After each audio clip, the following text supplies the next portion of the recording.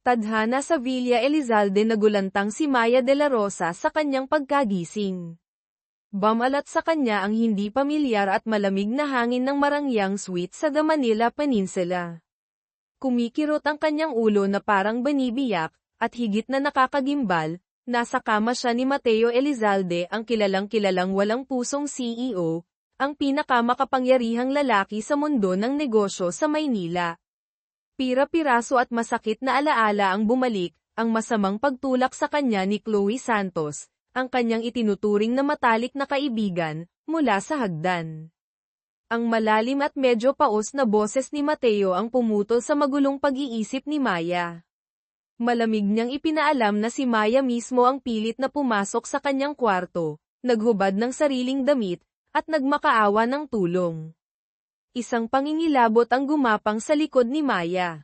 Ang eksenang ito, kaparehong-kapareho ng bangungot 3 taon na ang nakalilipas. Biglang lumapit si Mateo, ang mga matay malalim at mapanuri. Bilang pagtatanggol sa sarili, malakas siyang itinulak ni Maya papalayo at nagpapanak na tumakbo papasok ng banyo. Dinampot niya ang kanyang telepono, at ang numero sa screen ay parang kidlat na tumama sa kanya. Ang petsa 3 taon na ang nakalipas. Si Maya ay muling nabuhay, bumalik sa eksaktong sandali kung kailan nagsimula ang trahedya. Noon, siya ay ipinahamak mismo ng kanyang fiancé na si Angelo Reyes at ng mapanlinlang niyang kaibigang si Chloe Santos, itinulak siya sa kama ni Mateo Elizalde. Ginawa siyang pain, isang kasangkapan para takutin at kikilan ang milyonaryo. Ngunit sa pagkakataong ito, hindi na magpapakatanga si Maya de la Rosa para mahulog muli sa nakamamatay na patibong na iyon. Sunod-sunod na malalakas na katok sa pinto ang umalingaw-ngaw. Ako na, sabi ni Maya kay Mateo, puno ng determinasyon ang boses. Mabilis niyang isinuot ang bathrobe, binuksan ang pinto at hinarap ang kumpol ng mga reporter kasama ang mga peking mukha ni na Chloe at Angelo. Maya, ayos ka lang ba? Sobra kaming nag-alala, pagkukunwaring pag-aalala ni Chloe. Si Angelo, na may peking itsura ng paghihinagpis, ay malakas na nagsalita sa mga reporter, ang aking mapapangasawa ay pinagsamantalahan. Hahanapin ko ang katarungan para sa kanya. Ngunit si Maya ngayon ay hindi na ang mahinang babae ng nakaraan. Malamig siyang sumagot, ang boses ay umalingaw-ngaw sa maingay na lobby ng elevator, mapapangasawa. Ginoong Angelo, tayo ay dating magkaklase lamang sa paaralan kasama ni Chloe. Sakto namang dumating si Marco, ang kanang kamay ni Mateo, at mabilis na inutusan ang mga reporter na burahin ang lahat ng litrato at video. Galit na hinayla ni Angelo ang braso ni Maya, ngunit hindi siya nag-atubiling bigyan ito ng malakas na sampal.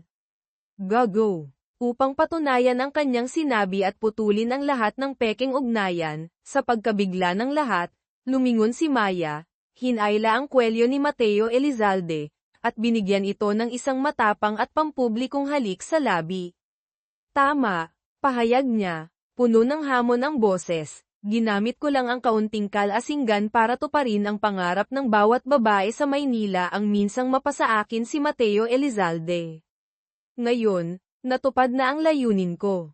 Hindi na tayo magkikita. Pagkasabi niyon, tumalikod siya at buong kumpiyansang naglakad palayo, iniwan ang isang natutulalang si Mateo Elizalde at ang nagkakagulong mga tao. Ngunit ang imahe ng babaeng iyon, na kapwa malakas at misteryoso, ay malalim na tumatak sa isipan ng malamig na CEO. Pagbalik sa Elizalde Tower, inutusan ni Mateo si Marco na magsagawa ng masusing investigasyon tungkol kay Maya de la Rosa. Isang manipis na profile ang lumabas, maagang namatay ang ina dahil sa sakit sa Makati Med, walang ibang kamag-anak na masasandalan. Isang kaawa-awang nakaraan, ngunit nagtataglay ng kakaibang tatag at lakas ng loob. Samantala, determinado si Maya na gamitin ang pagkakataong ito ng muling pagsilang para baguhin ang kanyang kapalaran. Plano niyang gamitin ang kaalaman mula sa nakaraang buhay para mamuhunan sa Philippine Stock Exchange, PSE. Nagkataong nakasalubong niya si Isabel Bel Gonzales, ang dati niyang kaklase na nanguna sa pambubuli sa kanya. Mayabang na ipinagmalaki ni Belle na sinabi raw ni Angelo na hihiwalayan na nito si Maya para sa kanya. Nang mapagtanto ang tunay na kulay ng lalaking hindi lang dalawa kundi tatlo ang pinagsasabay, mapaklang ngumiti si Maya, at lalo pang nagdagdag ng gatong sa apoy, at talaga. Pero 3 taon na kaming may malalim na relasyon ni Angelo, hindi iyon basta-basta bibitawan. Nainis si Belle at akmang sasampalin si Maya ng isang matigas na kamay ang pumihil dito. Si Mateo Elizalde pala. Nang makitang akmang tatakas si Maya, hinayla siya nito papunta sa isang eleganteng restaurant sa BGC, Bonifacio Global City. Kagabi, ipinahamak ako, prangkang paliwanag ni Maya, kaya binaliktad ko na lang ang sitwasyon. Tumingin siya diretso sa mga mata ni Mateo, pananagutan ko ito. Sumingit ng ngiti si Mateo, isang ngiting puno ng ibang kahulugan. Pananagutan. Sige, bayaran mo ang pinsalang moral at sa aking reputasyon. Napakataas ng halaga ko, pero dahil medyo interesante ka, babawasan ko ito 5 milyong piso na lang. Natulala si Maya. Humingi siya ng palugit kay Mateo. Pumayag ito, ngunit may isang kondisyon, kailangan mong tumawag para mag-report sa akin 1 beses bawat linggo. Sa basketball court ng universidad, hindi sinasadyang narinig ni Maya ang pag-uusap sa telepono ni Chloe at Angelo, na nagkukumpirma sa masakit na katotohanang matagal na silang lihim na nagsasama. Sakto namang tumakbo papalapit si Chloe para questionin si Maya kung bakit ito, nagsalita ng kung ano-ano, na nagdulot umano ng hindi pagkakaunawaan kay Mateo. Kasabay nito, lumitaw naman si Angelo, magka-holding hands at sweet kay Belle Gonzalez. Nagsimula ang magandang palabas ng magselos ng husto si Chloe. Tumunog ang telepono ni Maya, si Mateo ang tumatawag. Ngumiti siya at pinatay ang tawag, nagpas siyang panoorin muna ang dula sa harap niya. Sa kabilang linya, nakaramdam si Mateo na mayroong kakaiba, agad niyang inutusan si Marco, imbestigahan mo kung anong pinagkakaabalahan niya ngayon. Tadhana sa Villa Elizalde, pagpapatuloy, ng gabing iyon, pinuntahan ni Maya si Angelo, buong husay na gumanap bilang babaeng napilitan. Alam ni Mateo na may mga reporter sa labas kaya pinilit niya akong itanggi ang relasyon natin. Kailangan kong pumayag na makasama muna siya pansamantala para hindi na niya ungkatin pa yung ginawa nating pag-frame up sa kanya. Naniwala naman si Angelo, iginiit na si Maya lang ang mahal niya pero masyadong makapangyarihan ng pamilya ni Belle, kailangan niya raw iyon para makapagtayo ng sariling kumpanya. Nagkunwaring pumayag si Maya na maghintay. Lingid sa kaalaman niya, ang buong pag-uusap nila ay nai-record na ng mga tauhan ni Mateo. Nag-report pa si Marco, hinihingi ni Maya ang tulong ni Ethan Castillo, isang batang propesor sa ekonomiya at nagmula rin sa marangyang pamilya Castillo, para sa kanyang aplikasyon para mag-aral sa ibang bansa. Sa Naiya Airport, nagpunta si Maya para ihatid si Ethan. Nabanggit nito na may isang matalik na kaibigan din siyang darating para maghatid sa kanya. Natigilan si Maya nang makita kung sino ito si Mateo Elizalde. Mabilis siyang nagdahilang may gagawin at umalis. Pagkaalis ni Maya, saka lamang umamin si Ethan kay Mateo, gusto ko siya. Pagbalik, nag-focus si Maya sa plano niyang kumita ng pera para mabayaran si Mateo sa pamamagitan ng stock investment, gamit ang alaala niya mula sa nakaraang buhay. Sa kabilang banda, nakaupo si Mateo sa meeting room ngunit lumilipad ang isip.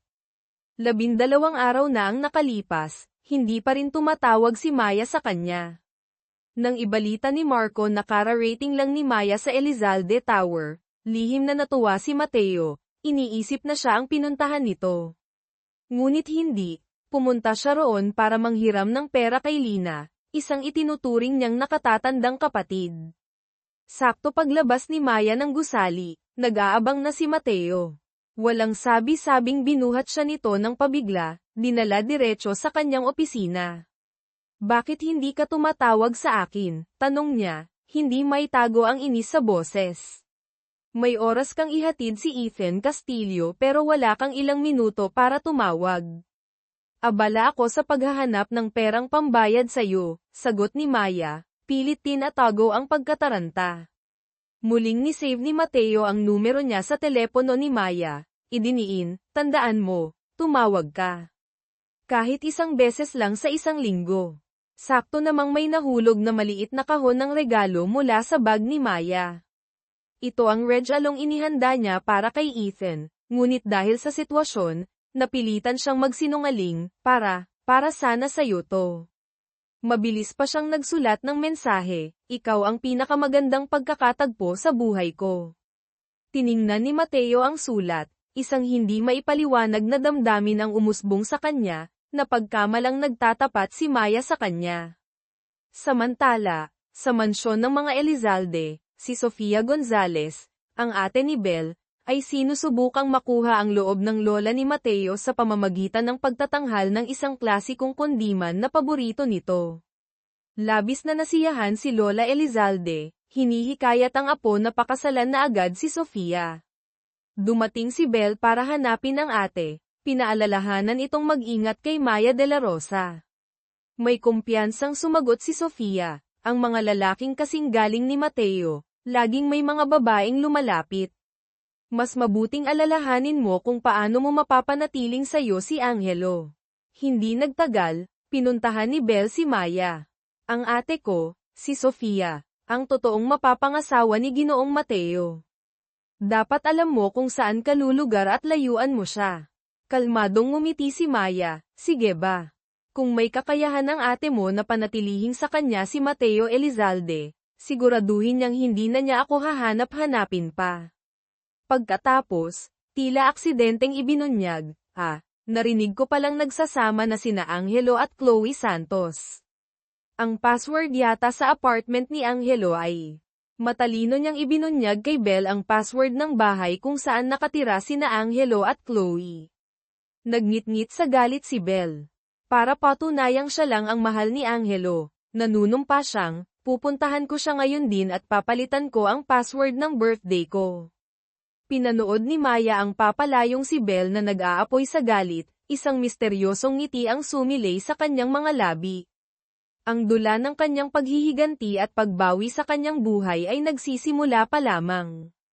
Gaya ng inaasahan ni Maya de la Rosa, sumugod si Belle Gonzalez sa apartment na inuupahan ni Angelo Reyes. Bumukas ang pinto, at ang tanawing tumambad sa kanya ay hindi masukat ang pait, magkayakap sina Angelo at Chloe Santos sa kama. Umalingaw-ngaw ang mga sigawan at basagan. Si Angelo, bilang tipikal na duwag, ay mabilis na isinisi ang lahat kay Chloe, na ito raw ang nangakit sa kanya. Makalipas ang 2 araw, nagpunta si Maya sa Street Lux Medical Center. Naroon si Chloe, mapatla at nanghihina. Isang hindi inaasahang pagkalaglag bunga ng pag-aaway nila ni Belle. Pumasok si Maya, may pekeng pag-aalala sa mukha, maingat na hindi ipinahalata na alam niya kung sino ang ama ng bata. Chloe, nabalitaan ko, na-shock ako, hinawakan ni Maya ang kamay ng dating kaibigan, bakit umabot sa ganito? Bahagya siyang bumantong hininga, ang totoo, nagpapanggap lang kami ni Angelo na naghiwalay. Kailangan niya ang impluwensya ng pamilya Gonzalez para sa career niya. Nangako siya, kapag naging matagumpay ang startup company niya, babalik siya agad para pakasalan ako. Bawat salita ay parang patalim na lalong nagpapasakit sa sugatan ng puso ni Chloe. Samantala, sa Elizalde Tower, hindi mapakali si Mateo Elizalde sa paghihintay. Sa wakas, tumunog din ang telepono na may pamilyar na numero. Umalingaw-ngaw ang boses ni Maya, kahit ilang maikling pangungusap lang, sapat na iyon para gamaan ang pakiramdam ng CEO. Bukas, pumunta ka rito, utos niya, hindi maitago ang pananabik sa boses. Kinabukasan, sa lobby ng Elizalde Tower, hindi sinasadyang nagkasalubong sina Maya at Sofia Gonzalez. May mapagmataas na itsura, hinarang ni Sofia si Maya. Sino ang nagbigay sa'yo ng permiso na umakyat sa 22nd floor? Executive area ito. Sakto namang lumabas si Mateo mula sa kanyang pribadong elevator.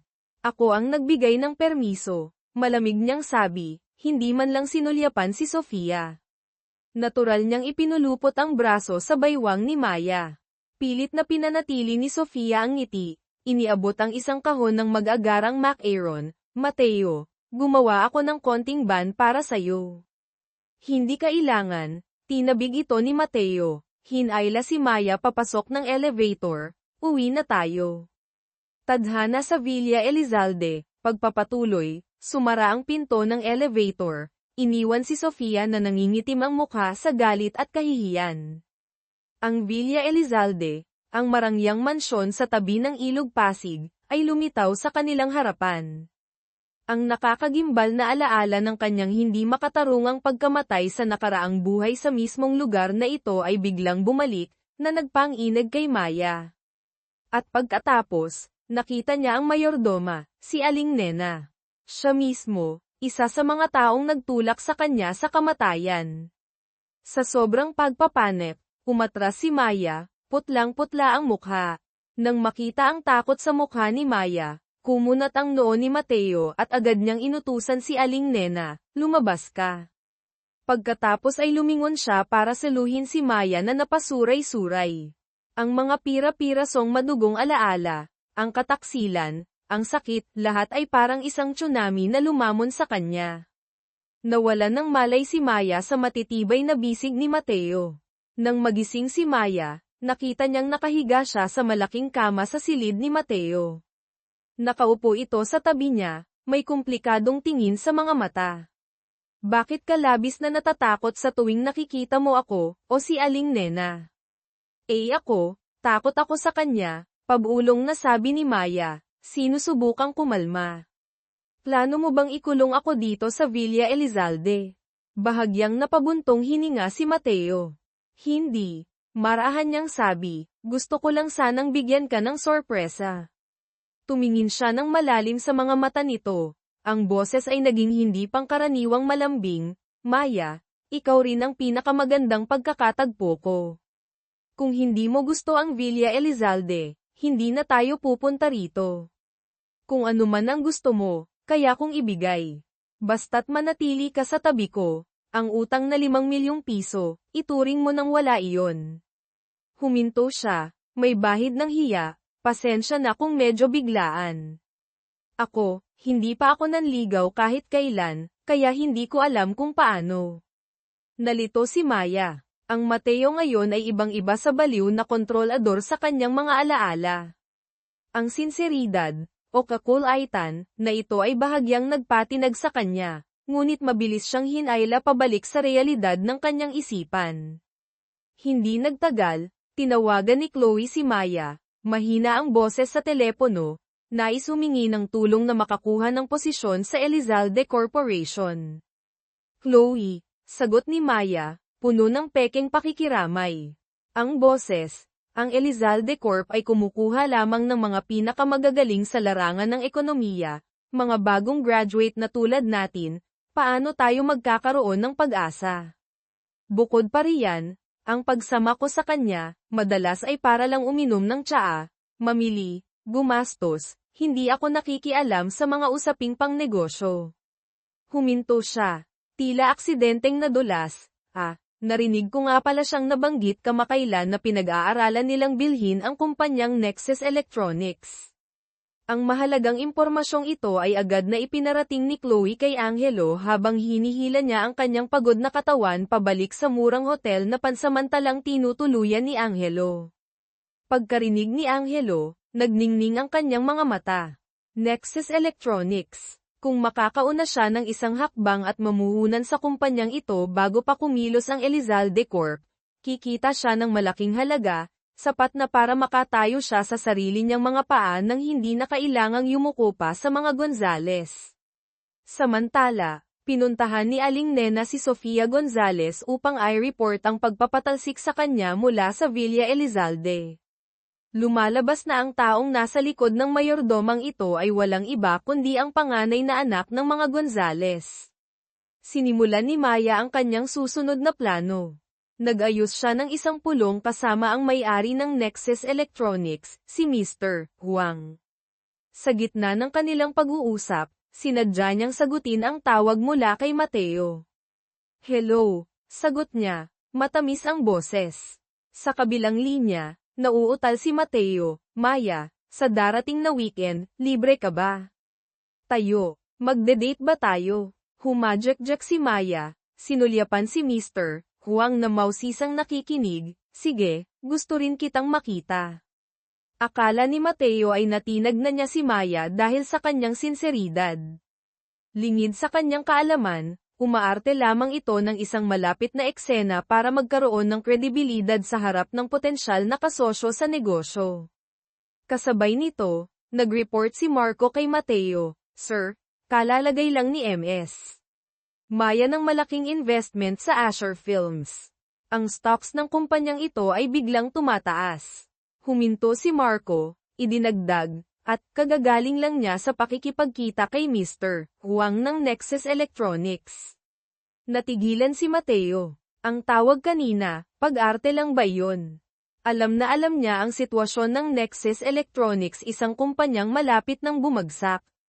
Ngunit isang makasariling ideya ang pumasok sa isip niya, kung sasabihin niya kay Maya ang katotohanan, at makakalikom ito ng sapat na pambayad sa utang, iiwan ba siya nito agad? Ang hindi tiyak na takot na mawala siya ang nagpatahimik sa kanya. Sa mansyon ng mga Gonzales, masayang ibinalita ni Belle sa kanyang ate, Ate Sofia, pumayag na si Papa na mag-invest sa Nexus ayon sa plano ni Angelo. Kumunat ang noo ni Sofia. Saan nakuha ni Angelo ang sikretong impormasyon ng Elizalde Corp? Siguradong galing kay Maya. Patunay iyon na nag-uusap pa rin sila. Kahit hindi sila magkapatid sa ina, ayaw pa rin ni Sofia na maapi ang kanyang kapatid. Nag-utos siyang imbestigahang mabuti ang nakaraan ni Maya de la Rosa. Ang impormasyong bumalik, nagmula si Maya sa Barangay Santa Clara, isang luma at mahirap na lugar at kabalintunaan, iyon mismo ang lupang planong i-demolish ng Gonzales Holdings. Isang masamang plano ang nabuo sa isip ni Sofia. Pagsapit ng weekend, naghanda si Maya ng damit para sa date nila ni Mateo. Sa loob ng marangyang sasakyan, hindi maitago ni Mateo ang pananabik. Naghanda siya ng isang romantikong gabi. Ngunit, naghintay siya ng naghintay sa restaurant, hanggang sa sumindi na ang mga ilaw sa kalsada, wala pa ring anino ni Maya. Sakto namang tumawag si Marco, nagmamadali ang boses, Sir. Ang dating tinitirhan ni MS, Maya sa Barangay Santa Clara, biglang giniba. Natigilan si Mateo. Agad niyang naunawaan ang nangyayari. Papunta na si Maya sa kanilang tagpuan nang matanggap niya ang masamang balita. Ang bahay niya, kung saan nakatago ang urna ng abo at ang iilang natitirang alaala ng kanyang yumaong ina, ay naglaho na parang bula. Nagmamadali siyang pumunta sa Barangay Santa Clara na parang wala sa sarili. Natagpuan siya ni Mateo doon, sa gitna ng mga guho at kalat, sa ilalim ng malakas na ulan ng hapon sa Maynila. Napaluhod si Maya, humahagulgol. Ang maliliit niyang kamay ay walang magawang naghahalukay sa mga pinagguhuan. Nanay, Nay, nakita niya si Mateo, ang mga matay desperado, tulad ng taong nalulunod na nakakapit sa patalim. Mateo, pakiusap, tulungan mo akong hanapin si Nanay, parang awa mo na. Ang bakal na puso ni Mateo ay tila piniga. Hindi pa niya kailanman nakita si Maya na ganito kaina at wasak ang puso. Mabilis niyang hinubad ang kanyang coat, ipinatong sa balikat nito, at binuhat siya. Uwi muna tayo. Pagdating sa Villa Elizalde, mataas ang lagnat ni Maya at nagdedeliryo, ngunit mahigpit pa ring hawak ang kamay ni Mateo, na para bang natatakot na sa sandaling bumitaw, ang nag-iisang init na ito ay maglalaho rin. Hindi umalis si Mateo, nanatili siya sa tabi nito. Personal siyang inalagaan, at nagpuyat buong gabi. Kinaumagahan, nagising si Maya at nakitang nasa loob siya ng mga bisig ni Mateo. Nagulat siyang akmang babangon ngunit pinigilan siya nito. Huwag kang mag-alala, mabilis niyang paliwanag, ang babaeng katulong na ang nagpalit ng damit mo at nagpuna sa iyo. Itinuro niya ang maliit na kahon na gawa sa kahoy na nasa bedside table, pinahanap kong maigi sa mga guho. Ito ang mga natira. Nanginginig na binuksan ni Maya ang kahon. Nasa loob ang urn ang luwad na naglalaman ng abo ng kanyang ina, basag na, at ilang sunog na mga gamit. Muling tumulo ang kanyang mga luha. Sino? Sino ang gumawa nito? Pumasok si Marco, magalang na nag-report, Ms. Maya. Ayon sa paunang investigasyon, ang utos na give-in ay galing sa Gonzales Holdings. Gonzales. Ang pangalang iyon ay parang apoy na nagsindi sa galit ni Maya. Nag-aapoy sa galit ang mga mata niya. Bigla siyang tumayo, akmang susugod palabas. Maya, tumigil ka. Mahigpit siyang hinawakan ni Mateo. Anong gagawin mo? Haharapin mo sila ng mag-isa. Tinitigan niya ito ng diretso sa mata. Ang boses ay mas matatag kaysa dati, bigyan mo ako ng pagkakataon. Hayaan mong protektahan kita. Kinabukasan, naiinig ang mundo ng pananalapi sa Maynila. Biglang inanunsyo ng Elizalde Corporation ang pagputol sa lahat ng strategic partnership nila sa Gonzales Holdings, kahit pa mga hulugan ito ng pagkalugi ng daan-daang milyong peso. Ang malaking dagok na ito ay agad na pumutol sa daloy ng kapital ng mga Gonzales, itinulak ang dating makapangyarihang grupo sa bingit ng pagkalugi. Tadhana sa Villa Elizalde, pagpapatuloy, nagmamadaling pinuntahan ni Sofia Gonzales si Lola Elizalde, ang lola ni Mateo, umiiyak at nagmamakaawa, hinihiling na kausapin nito ang apo para mapigilan ito. Alam ko pong naging padalos-dalos si Belle sa kagustuhang tulungan ako, pero hindi ko inasahang gagawin ito ni Mateo dahil lang sa Maya na yon. Kumunat ang noo ni Lola Elizalde, nangakong hindi hahayaang gumawa ng kalokohan ang apo. Habang nagkakagulo ang pamilya Gonzales dahil sa krisis, muling pinuntahan ni Maya si Angelo. Angelo, bulong niya, tila may sikreto. Nalaman ko lang na may isa pang malaking tao na palihim na bumibili ng shares ng Nexus Electronics. Kung makakakuha ka ng malaking bahagi bago pa opisyal na may lista sa stock market ang Nexus pagkatapos itong mabili, siguradong tatubo ka ng malaki. Nag-aalangan si Angelo, narinig kong interesado rin mismo si Mateo Elizalde sa Nexus. Bakit hindi pa siya kumikilos hanggang ngayon? Bahagyang ngumiti si Maya, bumili na siya, pero sa pangalan ko. Ibinaba niya ang boses, nagtayo pa nga siya ng sarili kong holding company para hawakan ang mga shares na iyon, ang pangalan ay Maya Holdings. Nanlaki ang mga mata ni Angelo. Maya Holdings. Kilala niya ang pangalang iyon ang pinakamalaking bagong shareholder ng Nexus Electronics. Maya, pwede mo bang ibenta sa akin ang shares ng Maya Holdings? Nagpakita ng pag-aalangan si Maya, nasa pangalan ko nga ang kumpanya, pero mga tauhan ni Ginoong Mateo ang may hawak sa lahat ng operasyon. Ako, susubukan kong humanap ng paraan. Pero alam mo naman, hindi madali ito. Isang bagong patibong, mas masalimuot, ang inihahanda.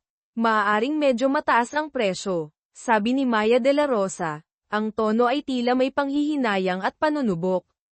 Nang makitang ang dati niyang nobya ay mabait pa rin sa kanya, muling umiral ang murang pagnanasa ni Angelo Reyes. Lumapit siya, balak gamitin ang katawan para magpasalamat. Umatras si Maya, nanlalamig ang mga mata, ngunit pilit pa ring lumapit si Angelo. Sakto namang bumukas ang pinto. Lumitaw si Mateo Elizalde na parang isang tagapagligtas, malakas na hinayla si Maya sa likuran niya, ang mga matay kasing talam ng kutsilyo habang tinitingnan si Angelo. Uwi na tayo, utos ni Mateo, boses na hindi tumatanggap ng pagtutol, habang hinihila si Maya paalis. Sa loob ng sasakyan, mabigat ang tensyon. Pagdating sa Villa Elizalde, sa wakas ay sumabog si Mateo, bakit ba lagi mong inilalagay ang sarili mo sa panganib? Ano ba sa tingin mo ang ginagawa mo? Hayaan mo akong ayusin ang sarili kong mga problema, matigas na sagot ni Maya, puno ng tinik ang boses. Ayokong madumihan ang mga kamay mo. Galit ako kay Angelo Reyes, galit ako sa mga Gonzales. Kailangan kong personal na makapaghiganti sa kanila para matahimik ako. Nag-aalab sa hindi maitagong puot ang kanyang mga mata. Tumingin ng malalim si Mateo sa mga mata niya, isang bahid ng sakit ang dumaan. Naiintindihan niya ang galit na iyon, ngunit natatakot din siyang masaktan nito ang sarili. Samantala, si Angelo, matapos mapahiya ni Mateo, ay bumalik kay Bel Gonzales para manghiram pa ng pera para sa shares ng Nexus Electronics. Ngunit ang pamilya Gonzales ay nasa bingit ng pagkalugi dahil sa parusa ng Elizalde Corp. Paano pa magkakaroon ng pera si Bel para sa kanya? Sa desperasyon, nilapitan ni Angelo si Mr. Tan, isang kilalang talamaksa. Mundo ng underground business, nangangakong ibibigay ang kita pati na rin ang ganda kung papahiramin siya nito. Ang plano niya ay lasingin si Chloe Santos at linlangin itong pagsilbihan si Mr. Tan. Ilang araw ang lumipas, inimbitahan ni Mateo si Maya para sa isang hapunan sa isang restaurant na tanaw ang Manila Bay. Sa unang pagkakataon, napansin niyang tila komportable at relax ito kapag kasama siya. Sa gitna ng pagkain, bigla siyang nagtanong, Maya, paano kung malaman mong ang taong katabi mo ay nagtatago ng isang napakaseryosong sikreto? Natigilan si Maya, bahagyang nanginig ang kopete sa kanyang kamay. Naisip niya ang sarili, ang mga sikretong itinatago niya. Minsan, dahan-dahan niyang sagot, ang pagtatago ay hindi naman masama. Kung iyon ay taong mahalaga sa akin, handa akong subukang unawain at pagkatiwalaan sila. Tumingala siya kay Mateo, sana maniwala ka na ako mismo ay karapat-dapat mahalin. Tadhana sa Villa Elizalde, pagpapatuloy at wakas, naging malambing ang mga mata ni Mateo. Dahan-dahan siyang lumapit, ngunit nang mapansin niyang hindi pa talaga handa si Maya para sa mas malapit na interaksyon, huminto siya, saka yumuko, para atali ang sintas ng sapatos nitong nakalas. Isang maliit na kilos ngunit puno ng delikadesa at respeto. Kinabukasan, sabay-sabay na laman ng mga balita sa ekonomiya, ang Nexus Electronics ay bigong-bigo sa kanilang IPO, baon sa malaking utang, at nahaharap sa panganib na malugi. Kasabay nito, nag-report si Marco kay Mateo, Sir, binili ni MS. Maya ang lahat ng shares ng Nexus sa napakamurang halaga bago pa pumutok ang balita, at halos agad ding ibinenta muli, sa Gonzales Holdings, kung saan ang legal na kinatawan na pumirma sa kontrata ay si Angelo Reyes. Napatawa si Mateo, isang tawang may halong paghanga at kaunting kawalan ng magawa. Marco, sabi niya, mula ngayon, huwag na huwag mong susubukang galitin si Maya de la Rosa. Masyado siyang malalim at hindi mo mahuhulaan. Bagay na bagay kami. Sa mansyon ng mga Gonzales, galit na sinisigawan ni Don Gonzales ang bunsong anak na si Bel dahil sa katangahan nitong ibinigay ang natitirang kakarampot na pera ng pamilya sa isang walang kwentang lalaki tulad ni Angelo.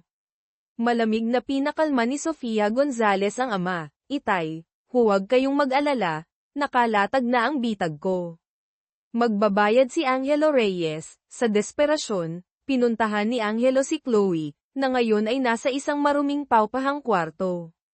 Nagmakaawa siya, halos lumuhad pa, na pagsilbihan ni Chloe si Mr. Tan para makakuha ng impormasyon o tulong na makakapagligtas sa kanya. Tiningnan ni Chloe ang lalaking minsan niyang minahal ng lubos, na ngayon ay sukdulan na ang kababaan. Ang lahat ng pagmamahal ay naging puot. Sa tindi ng galit at sakit, inatake niya si Angelo. Sa huli, kinailangan harapin ni Chloe ang parusa ng batas. Ang kinalabasang ito ay hindi inaasahan ni Maya. Ang gusto niya lang ay malugi at masira ang pangalan ni Angelo. Hindi niya kailanman ninais na itulak si Chloe sa kulungan. Inalo siya ni Lina, kung anong itinanim nila, iyon din ang aanihin nila Maya, hindi mo kasalanan iyon. Nagpunta si Maya sa Villa Elizalde. Nakatayo si Mateo sa balkonahe, nakatanaw sa ilog Pasig. Lumingon ito at marahang niyakap siya mula sa likod. Bakit mo gustong bumalik dito? Dahil may isang bagay pa akong kailangang tapusin dito, bulong ni Maya, saka humarap dito. Tinitigan siya ng diretso sa mata. Mateo Elizalde, ikaw, gusto mo ba ako? Hindi nagatubili si Mateo.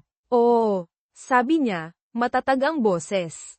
Mula nang una kitang makita ulit sa hotel room na iyon, Nabihag mo na ang puso ko. Kahit hindi pa kita tuluyang naangkin, lagi akong natatakot na mawala ka. Laging may ganitong kakaibang pakiramdam ng pamilyaridad, iniisip ko pa nga kung nagkakilala na ba tayo sa nakaraang buhay. Hinigpitan niya ng bahagya ang yakap, sisiguraduhin ko, kahit ilang beses pa kitang makita ulit, mamahalin pa rin kita sa unang tingin. Kaya, Maya, pwede mo na ba akong mahalin? Binuhat niya ito, dinala sa silid tulugan, at inihiga sa kama. Dahan-dahan siyang yumuko, ngunit nang maramdaman ang paninigas ng katawan nito, bahagya siyang itinulak ni Maya. Agad na huminto si Mateo.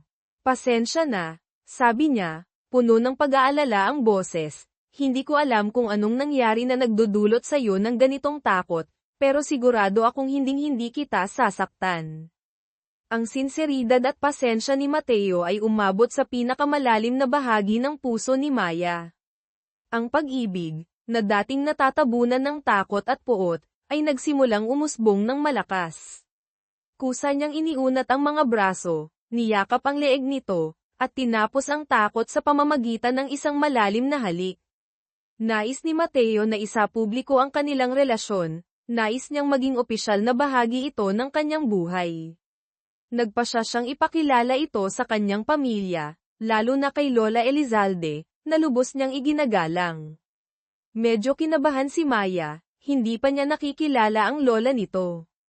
Pinakalma siya ni Mateo, huwag kang mag-alala, nandito ako. Sa pangunahing mansyon ng mga Elizalde, habang nauna si Mateo para batiin ang lola, hindi inaasahang nakasalubong ni Maya si Sofia Gonzales. Sa sandaling iyon, sa pamamagitan ng pagpapakilala ng katulong, nalaman niyang si Sofia pala ang panganay na anak ng mga Gonzales, at siya rin ang nasa likod ng mga kilos ni Aling Nena.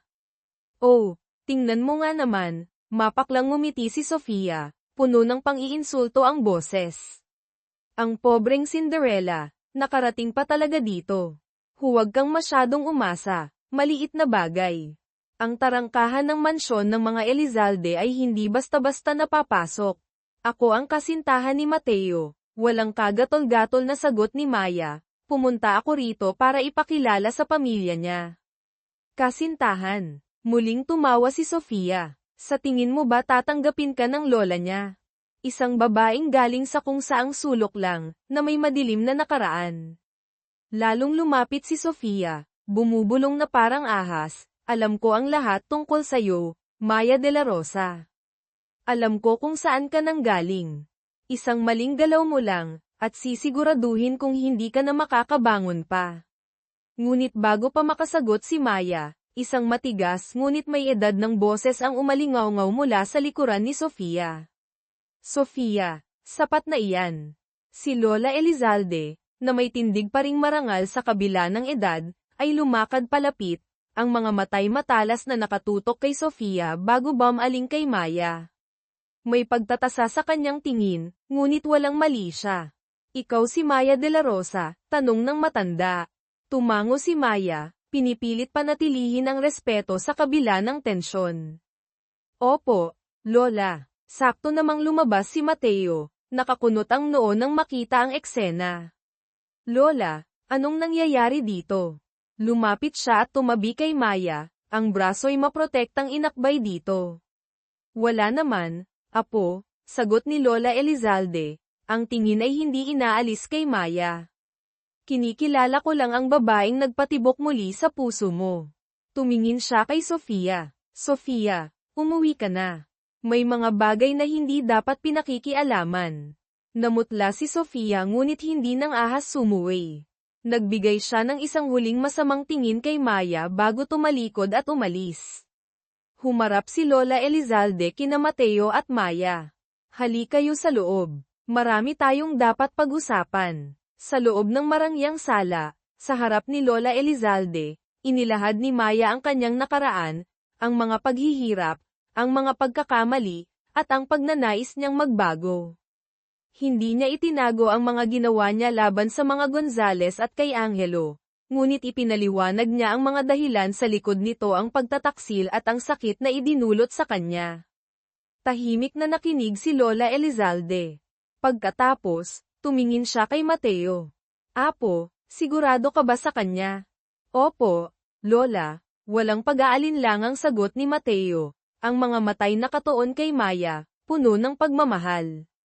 Siya po ang gusto kong makasama habang buhay. Napabuntong hininga ang matanda, isang maliit na ngiti ang sumilay sa kanyang mga labi. Kung gayon, sino ako para tumutol? Tumingin siya kay Maya. Bawat tao ay may nakaraan, hiha. Ang mahalaga ay kung paano mo hinaharap ang kasalukuyan at hinuhubog ang kinabukasan. Nakikita ko ang katatagan sa iyong mga mata. At nakikita kong mahal ka ng apo ko.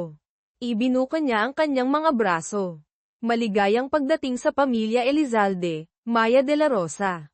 Naiyak si Maya sa tuwa at ginhawa. Sa wakas, pagkatapos ng lahat ng pinagdaanan, natagpuan niya hindi lamang ang pag-ibig kundi pati na rin ang isang pamilya. Niyakap niya ang matanda, kasunod ang mahigpit na yakap mula kay Mateo. Ang tadhana, na minsay naging malupit, ay nagbigay daan sa isang bagong simula. Sa Villa Elizalde, kung saan minsan nang natapos ang kanyang buhay, ngayon ay nagsisimula ang isang bagong kabanata, isang kabanatang puno ng pag-ibig, pagpapatawad, at pangako ng isang masayang kinabukasan sa piling ni Mateo Elizalde. Tadhana sa Villa Elizalde, pagpapatuloy, mapaklang ngumiti si Sofia.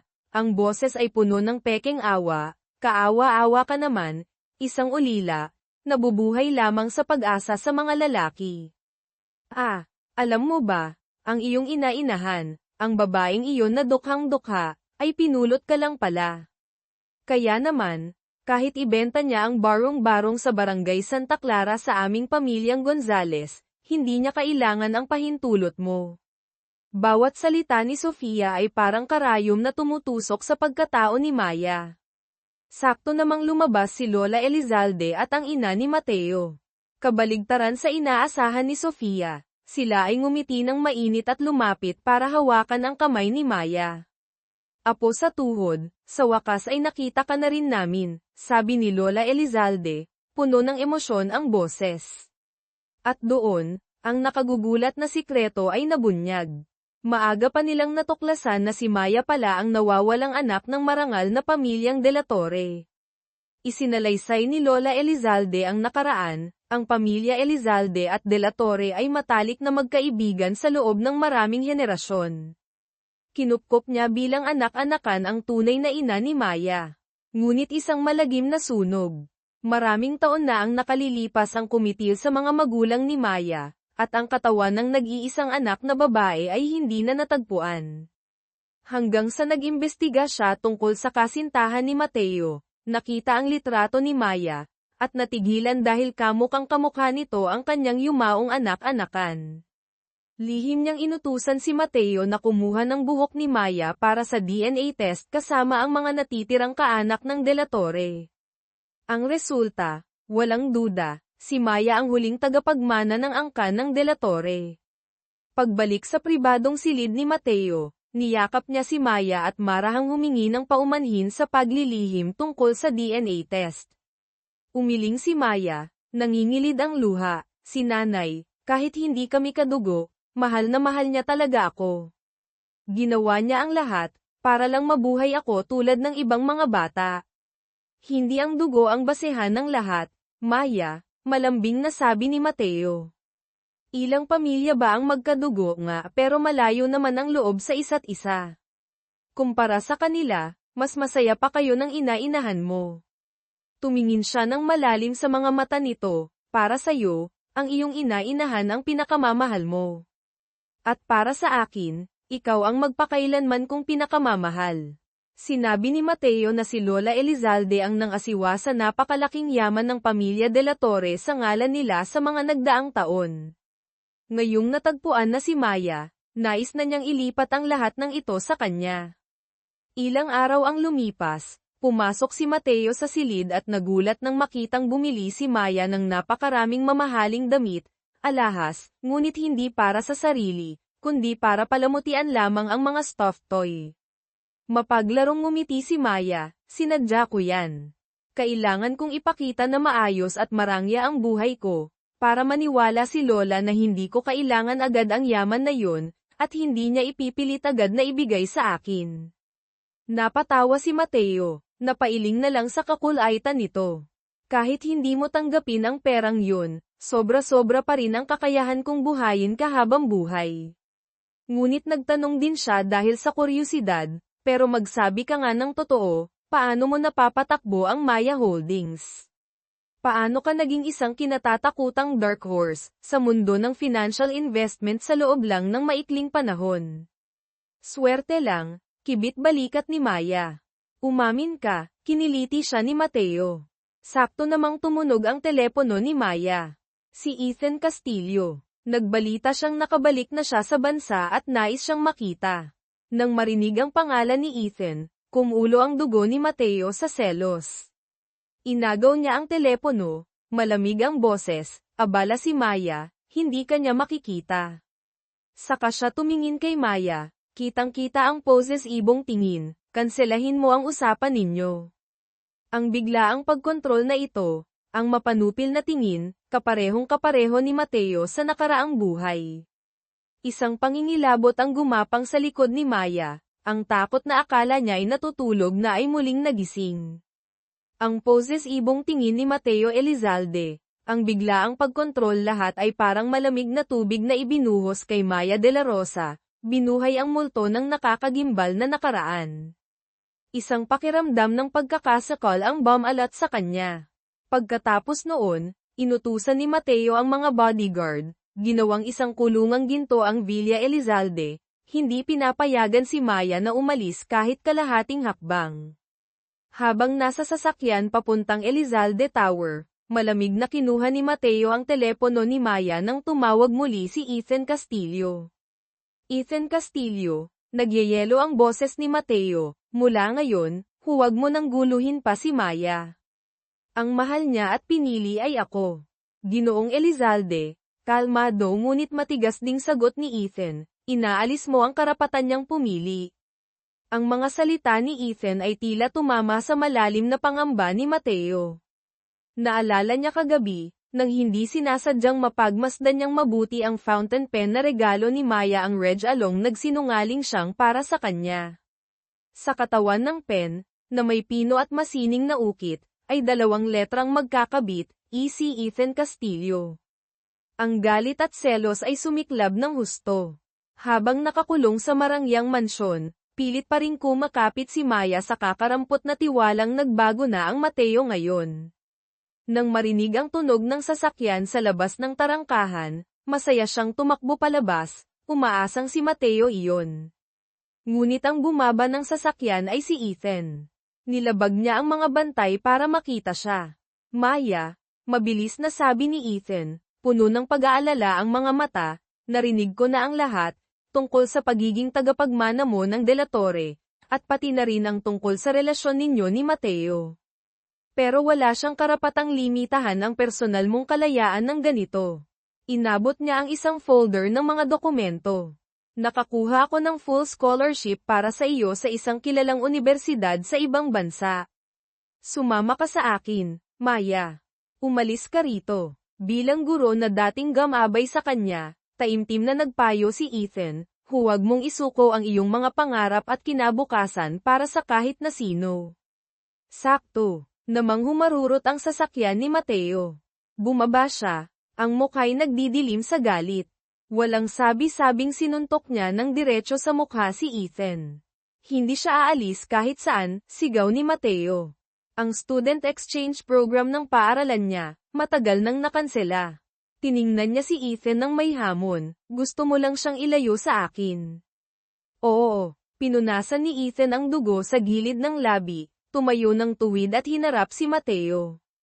Ikaw mismo ang pumilit sa principal na kanselahin ang pagkakataon ni Maya na mag-aral sa ibang bansa, hindi ba? Ang mga salita ni Ethan ay parang kutsilyong tumarak sa puso ni Maya. Tumingin siya kay Mateo nang may pagkadismaya, napagtanto ang tunay na mukha na pilit niyang itinatanggi. Ang pagkontrol ay hindi kailanman nawala.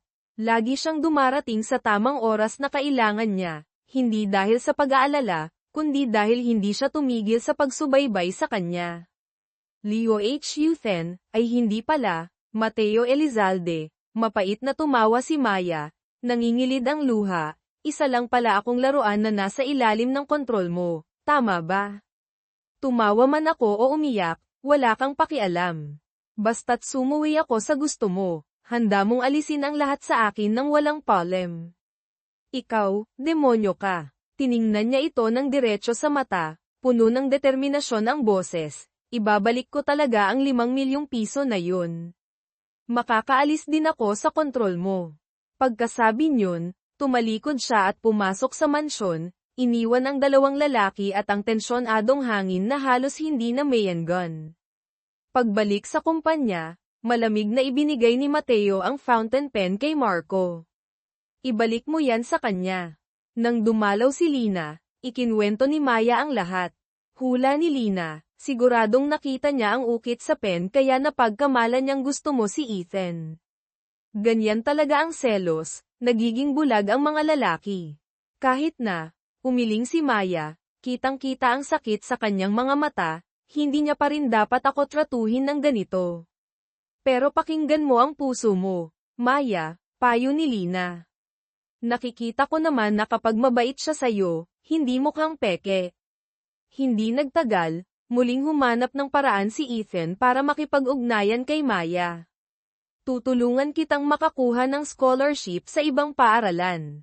Sa pagbabago ng kapaligiran, baka mahanap mo ulit ang dating Maya na inosente at masayahin. Tumingin si Maya kay Ethan, malungkot na ngumiti. Salamat, Ethan. Lagi mo akong iniisip. Umiling siya. Pero ayoko nang bumalik sa nakaraan. Ang dating Maya ay laging nangangailangan ng tulong ng iba. Pero ang Maya ngayon, natutunan ko ng umasa sa sarili ko, natutunan ko ng mahalin ang sarili ko. Kaysa takasan ang lahat sa pamamagitan ng pag-aaral sa ibang bansa, gusto kong manatili dito, harapin ang lahat, para tunay na mahawakan ang buhay ko. Iniabot niya ang kamay. Ethan, magkaibigan pa rin tayo, ha? Sana suportahan mo ang desisyon kong ito. Tiningnan ni Ethan ang katatagan sa mga mata ni Maya, naunawaan niyang ang babaeng nasa harap niya ay tunay nang nagmature. Kinuha niya ang kamay nito, isang pagkakamay ng pagkakaibigan at respeto. Bumalik sa trabaho, sumama si Maya kay Lina sa isang real estate auction. Ang target niya ay isang lupa sa labas ng Tagaytay, na sa unang tingin ay walang mataas na commercial value. Ngunit alam ni Maya, batay sa alaala ng nakaraang buhay, na may malaking potensyal itong kumita sa malapit na hinaharap. Kabalintunaan, naroon din si Mateo Elizalde sa auction. Pumunta siya roon hindi dahil sa halaga ng lupa, kundi dahil ang kasalukuyang may-ari ay isang matandang kaibigan ng pamilya Elizalde na nagigipit. Nais niyang tulungan ito ng hindi direkta sa pamamagitan ng pagbili ng lupa sa magandang presyo. Ang pagdating ni Mateo ay naging dahilan din para agad na dumating si Sofia Gonzalez, hindi pinalampas ang pagkakataong mapalapit sa kanya. Patay, nandito rin si Mateo Elizalde, paano natin siya matatalo, nag-aalalang sabi ni Lina. Nagsimula ang auction. Agad na nagbigay ng panimulang bid si Mateo na 50 milyong piso. Taasan mo pa, ate, pag-udyok ni Maya kay Lina. Kumunat ang noo ni Lina, pero hindi siya kapos sa pera. Napaisip si Maya, saka kinuha ang telepono at nag-text kay Mateo, Ginoong Elizalde, dahan-dahan lang po. Sinasabi ko po ang totoo, may potensyal kumita ang lupang ito, kahit hindi ako 100% sigurado. Bilang pagtanaw na lang po sa nakaraan, pwede niyo po bang ipaubaya na lang sa akin ito? Nabasa ni Mateo ang text, bahagyang sumingit ang ngiti sa kanyang labi. Patuloy siyang nagtaas ng bid laban sa ibinigay ni Lina, ngunit pagkatapos niyang manalo sa auction, agad niyang hiniling sa organizer na ilipat ang pangalan ng lupa ng direkta kay Maya de la Rosa. Natulala si Maya. Nagmamadali niyang hinabol si Mateo ng paalis na ito. Bakit mo ginawa yon? Huminto si Mateo, lumingon para tingnan siya, komplikado ang mga mata. May dahilan ako kung bakit kailangan kong makuha ang lupang iyon. Ang ibigay ito sa'yo, dahil gusto mo ito. Sabi niya saka sumakay sa kotse at umalis. Iniwan si Maya na tulala habang hawak ang titulo ng lupa. Pagbalik sa kanyang apartment, tulala si Maya habang tinitingnan ang titulo, naghihintay ng tawag mula kay Mateo para magpaliwanag, ngunit nanatiling tahimik ang telepono. Dumating si Lina, at nang makita ang itsura niya, hindi napigil ang questionin siya. Kakahapon lang sinisisi mo siyang hindi ka nirerespeto, kinokontrol ka. Tapos ngayon binigyan ka niya ng buong entablado, para magpakitang gilas sa harap ng maraming tao, tapos hindi man lang tumawag para kontrolin ka. Bakit mukha kang bigo dyan? Hindi alam ni Maya kung paano sisigot. Ang magkahalong emosyon sa kanyang puso ay lalong nagiging magulo. Samantala, ang ina ni Mateo ay nagpaplano na magdaos ng isang pribadong salo-salo sa kanilang bahay, na may pangunahing layunin na paglapitin ang kanyang anak at si Maya. Sa kasamaang palad, ang planong ito ay narinig ni Sofia Gonzalez. Isa na namang masamang balak ang nabuo. Sa salo-salo, mainit at masaya ang kapaligiran. Si Sofia ay nagpakita ng hindi pangkaraniwang kabaitan, lumapit kay Maya, Maya, pwede mo bang alalayan si Lola Elizalde saglit? Gusto niyang lumabas sa may beranda para magpahangin. Nag-alinlangan si Maya, hindi kailanman ibibigay ni Sofia sa kanya ang pagkakataong makuha ang loob ni Lola ng ganoon kadali. Ngunit sa harap ng lahat, hindi siya makatanggi.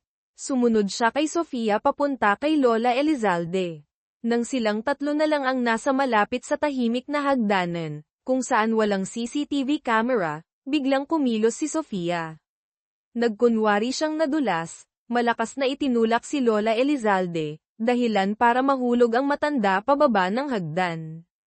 Diyos ko! Lola, sumigaw si Sofia sa takot, saka lumingon kay Maya, matalim ang mga mata. Walang utang na loob na matanda. Ilang taon kitang pinagsilbihan, tapos gusto mo pang ipagkasundo ang babaeng to kay Mateo. Mapakla siyang tumawa, walang camera dito. PayPal-abasin kung aksidente ito. Ikaw, ang mananagot. Sakto namang narinig ang sigaw, nagsimulang tumakbo papalapit ang mga tao. Agad na nagbago ang ekspresyon ni Sofia, umupo sa tabi ni Lola, humahagulgol ng malakas, itinuturo si Maya, siya. Siya ang nagtulak kay Lola. Ako, pinayuhan ko lang siyang layuan si Mateo para mapagbigyan kami, pero hindi siya pumayag. Kaya ginawa niya ito kay Lola. Natulala si Maya sa perpektong pag-arte ni Sofia. Ngunit bigla niyang naalala, bago siya sumunod kay Sofia, hindi niya sinasadyang napindot ang record button ng video sa kanyang telepono. Sakto namang tumakbo papalapit si Mateo. Tiningnan niya ang sitwasyon, ang nagpapanik, pekeng, mukha ni Sofia at ang tulalang ekspresyon ni Maya. Nang walang pag-iisip, lumapit siya sa tabi ni Maya. Ayos ka lang ba? Tumingin siya ng diretso sa mga mata nito, naniniwala ako sayo. Sa loob ng ambulansya papuntang Makati Med, mabigat ang hangin. Hindi ko kailangan ang proteksyon mo, malamig na sabi ni Maya. Tiningnan siya ni Mateo, ang boses ay may malalim na sakit, sinabi mo noon, dapat laging pagkatiwalaan ang pinakamalapit sayo. Maya, para sa akin, ikaw ang pinakamalapit. Basta't sabihin mong hindi ikaw ang nagtulak kay Lola, lubos akong maniniwala. Pero mukhang, hindi mo ako kailanman itinuring na pinakamalapit sayo. Sa ospital, inanunsyo ng doktor na nalagpasan na ni Lola Elizalde ang panganib, ngunit ang malakas na pagkahulog ay maaaring magdulot ng problema sa pag-iisip at pagsasalita sa hinaharap. Ang ama ni Mateo, na may malungkot na ekspresyon, ay nagbunyag ng isang hindi inaasahang impormasyon, ang nanay ko, balak niyang ay anunsyo sa salo-salo ngayong gabi ang paglilipat ng 5% ng shares ng Elizalde Corporation kay Sofia. Naaawa siya sa bata dahil hindi niya nakuha si Mateo, at nakita niyang nahihirapan ang pamilya Gonzalez, kaya gusto niyang tumulong. Nang marinig ito, biglang napagtanto ni Maya ang tunay na layunin ni Sofia. Dali-dali niyang hinanap ang kanyang telepono para kunin ang ebidensya, ngunit nawawala ito. Kasabay nito, sa ibang lugar, Hawak ni Bel Gonzales ang telepono ni Maya na napulot niya sa gitna ng kaguluhan sa salo-salo. Biglang umilo ang screen ng telepono na may mensahe mula sa isang hindi kilalang numero, ipinadala ni Maya gamit ang ibang telepono. Bel Gonzales, kung ayaw mong masangkot pa ng malalim ang buong pamilya mo rito, ibalik mo agad sa akin ang telepono. Huwag mong hayaang sirain ng katangahan ng ate mo ang lahat. Nabasa ni Bel ang mensahe, nagbago ang kulay ng kanyang mukha. Habang hindi pa lubos nagising at malinaw ang pag-iisip ni Lola Elizalde, sinimulan ni Sofia Gonzales ang isang bagong masamang balak. Humanap siya ng paraan para makipag-ugnayan kay Diego de la Torre, isang malayong kamag-anak, mula sa isang sangay ng pamilya de la Torre, isang taong sakim at laging naiinggit sa pangunahing linya. Nangako si Sofia na tutulungan si Diego na agawin ang napakalaking yaman ng pamilya de la Torre na malapit ng manahin ni Maya de la Rosa. Kung magtatagumpay, pakakasalan ni Sofia si Diego, para legal silang makinabang ng magkasama. Samantala, sa Elizalde Corporation, nakatanggap si Mateo Elizalde ng balita mula kay Marco. Ang lupa sa Tagaytay na binili niya at ipinangalan kay Maya ay kasama sa plano ng pagtatayo ng isang bagong pambansang museo. Ang inaasahang halaga ng bayad pinsala ay aabot sa napakalaking 380 milyong piso. Isang bahagyang ngiti ang sumilay sa labi ni Mateo. Pumunta si Maya sa Elizalde Tower para hanapin si Mateo, ngunit hinarang siya ng bagong receptionist. Paumanhin po, ma'am. May appointment po ba kayo? Ako si Maya de la Rosa, kasintahan ni Ginoong Elizalde, sabi ni Maya. Magalang ngunit puno ng pagdududa na ngumiti ang receptionist. Ma'am, araw-araw po ay maraming babae ang pumupunta rito na nagsasabing sila ang mapapangasawa, mayroon pa ngang may dalang tiyan na naghahanap kay Sir Elizalde. Paki-fill up na lang po ng information sheet. Sakto namang lumabas si Mateo mula sa elevator. Kasintahan ko siya. Tiningnan niya si Maya, may bahid ng panunukso sa mga mata. Bakit, nandito ka para maningil ng utang? Hindi itinanggi ni Maya, sa halip ay lumapit pa at kumapit sa braso niya. Oo nga, pero nagbago na ang isip ko. Ang utang na 5 milyong piso, napagdesisyonan kong gawing pambayad para suportahan si CEO Elizalde. Ano sa tingin mo? Malakas na tumawa si Mateo. Masayang dinala ang bago niyang pinagkakautangan sa kanyang pribadong opisina.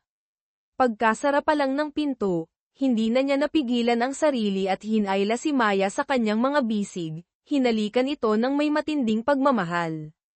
Sobra kitang na-miss. Marahan siyang itinulak ni Maya, kinuha mula sa bag ang isa pang maliit na kahon na balot sa peles.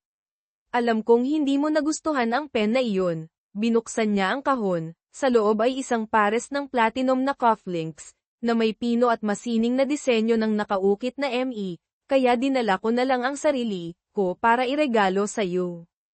Iniabot pa niya ang isang maliit na card, sa loob ay may malambot na sulat kamay. Mateo, nais kong makasama ka, piliin ang isang buhay na puno ng malalim na pag-ibig, hanggang sa pumuti na ang ating mga buhok. Natunaw ang puso ni Mateo. Lahat ng tampo at pagdududa ay naglaho. Mahigpit niya itong niyakap, ngunit mapaglarong kinurot ni Maya ang kanyang tagiliran, pero galit pa rin ako sa iyo ha.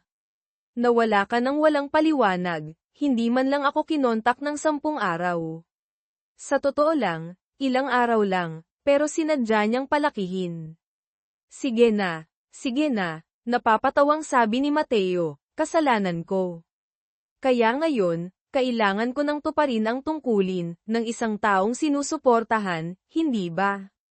Yumuko siya para halikan sana itong muli nang bumukas ang pinto.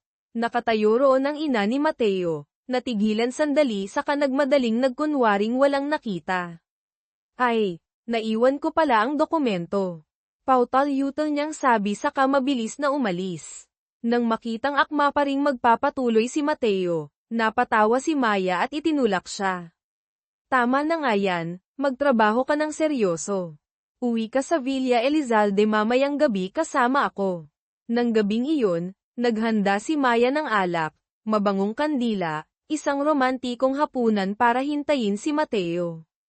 Ngunit inabot na siya ng hating gabi, nakatulog na sa sofa, ay hindi pa rin ito umuuwi.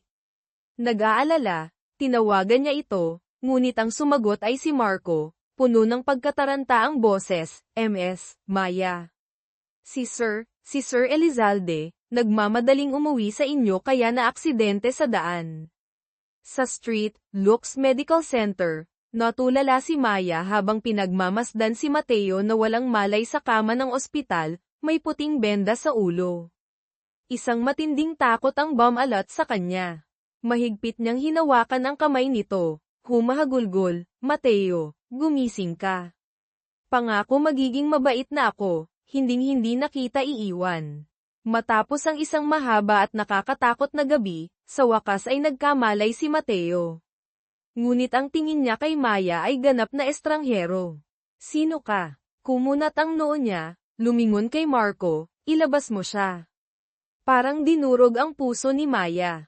Hinayla siya palabas ng ina ni Mateo, isinalaysay ang sinabi ng doktor, nagkaroon ng malakas na pagkaalog sa utak si Mateo, isang bahagi ng kanyang alaala ang pansamantalang nasira, nagsara. Sabi ng doktor, maaaring maalala niya ulit, maaari ring hindi. Hinawakan niya ang kamay ni Maya, inalo ito, pero naniniwala akong mahal ka niya ng ganyan, siguradong maaalala ka rin niya agad.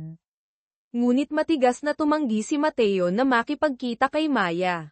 Sa desperasyon, palihim siyang pumasok sa pribadong apartment nito sa BGC, Bonifacio Global City, habang wala pa ito sa ospital. Yakap ang polo shirt na may pamilyar pang amoy nito, ang pangungulila at takot na mawala ito ay nagpaiyak sa kanya ng husto. Pagbalik ni Mateo sa apartment, nang makita si Maya, lalo siyang naging malamig at malayo.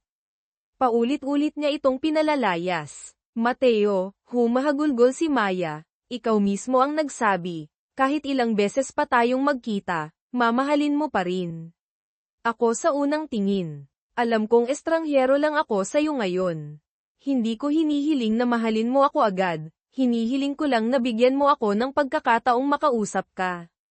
Ayokong makipag-usap sa'yo, putol ni Mateo, malupit ang boses. Kung gayon, babalik ako sa Villa Elizalde para hintayin ka. Hindi pwede, sigaw ni Mateo, matalim ang mga mata, pinagbabawalan kitang tumapak sa Villa Elizalde. Kung hindi, ipagigiba ko agad ang lugar na iyon. Tiningnan niya ito,